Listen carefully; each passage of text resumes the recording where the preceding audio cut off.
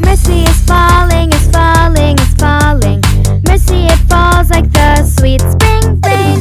Mercy is falling all over me.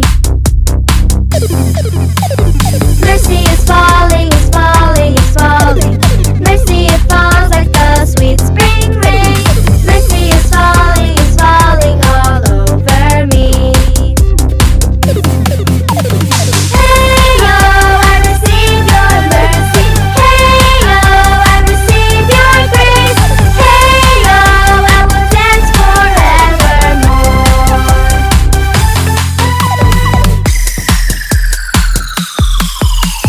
Mercy is falling, is falling, is falling.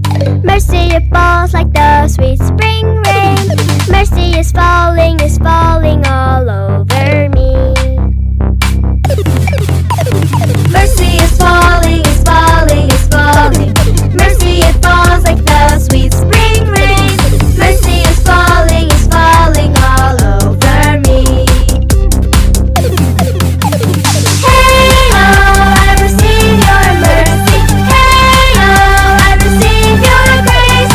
Hey yo, I will dance forevermore. Hey yo, I receive your mercy. Hey yo, I receive your grace. Hey yo, I will dance forevermore. Hey yo, I receive your mercy. Hey yo, I receive your grace. Hey yo, I will dance forevermore.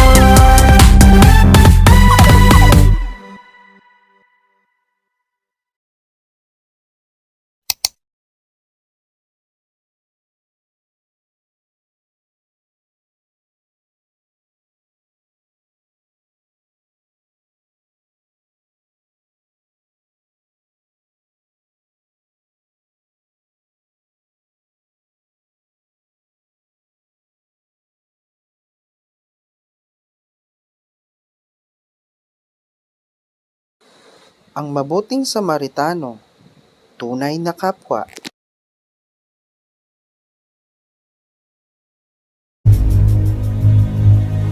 Lumapit kay Jesus ang isang tagapagturo ng kautusan upang subukin siya. Nagtanong siya, Guro, ano po ang dapat kong gawin upang magkaroon ng buhay na walang hanggan? sumagot si Jesus. Ano ang nakasulat sa kautusan? Ano ang nababasa mo roon? Sumagot ang lalaki. Mahalin mo ang Panginoon mong Diyos ng buong puso, ng buong kaluluwa, ng buong lakas, at ng buong pag-iisip. At mahalin mo ang iyong kapwa tulad ng pagmamahal mo sa iyong sarili.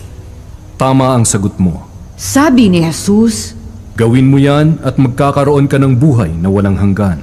pero ayaw mapahiya ng tagapagturo, kaya nagtanong ulit siya. At sino naman po ang kapwa ko?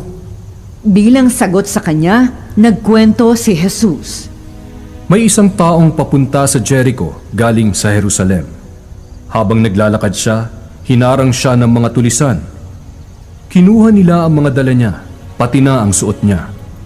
Binugbog nila siya at iniwang halos patay na sa tabi ng daan.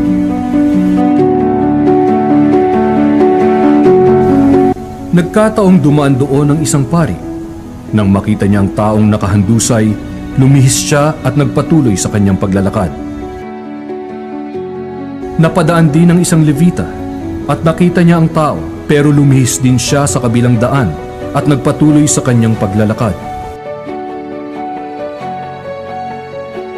Pero may isang Samaritanong naglalakbay na napadaan doon. Nakita niya ang taong nakahandusay at naawa siya. Nilapitan niya ang lalaki, hinugasan ng alak ang sugat, binuhusan ng langis at saka binendahan.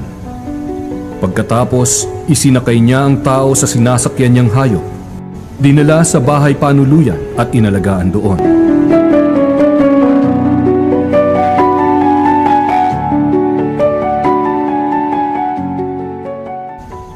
Kinabukasan, Binigyan ng Samaritano ng pera ang may-ari ng bahay panuluyan at sinabi, "Alagaan mo siya, at kung kulang pa yan sa magagastos mo ay babayaran kita pagbalik ko." Nagtanong ngayon si Jesus sa tagapagturo ng kautusan. Sa palagay mo, sino sa tatlong ito ang nagpakita na siya ang tunay na kapwa-tao ng biktima ng mga tulisan? Sumagot siya. Ang tao pong nagpakita ng awa sa kanya. Sinabi sa kanya ni Jesus, Lumakad ka at ganoon din ang gawin mo.